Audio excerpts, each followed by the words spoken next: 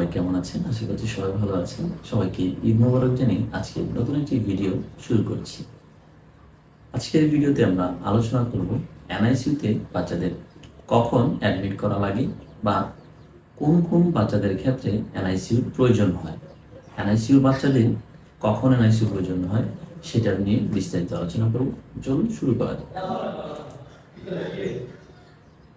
NICU neonatal intensive care unit, যেটাকে আমরা NICU বলি, বা নিবিড় চর্চা মাধ্যমে বাচ্চাদের যে প্লেস বা স্থানে রাখা হয় সেটাকে আমরা এনআইসিইউ বলি। এনআইসিইউতে সকল বাচ্চাকেই রাখা হয় না।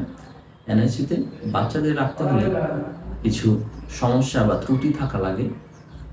এনআইসিইউতে যে সকল বাচ্চাকে নেওয়া হয় সবারই প্রবলেমের কারণেই এনআইসিইউ রেফার করে থাকে ডক্টররা।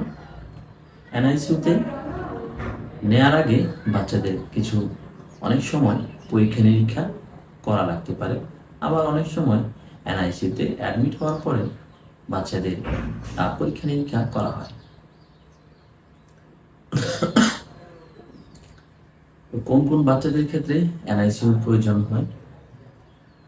নতুন নিউবর্ন বেবি বা সদ্য ভূমিষ্ঠ হওয়া বাচ্চাদের ক্ষেত্রে এনআইসিইউ লাগার পসিবিলিটি অনেক সময় বেশি থাকে। অনেক সময় বাচ্চারা হওয়ার সময় বুকে ঠান্ডা বা কফ বা ইত্যাদি বিভিন্ন রোগ নিয়ে আসে। সেই সমস্ত শিশুদের ক্ষেত্রে বেবি হওয়ার পর থেকে এনআইসিইউর প্রয়োজন হয়।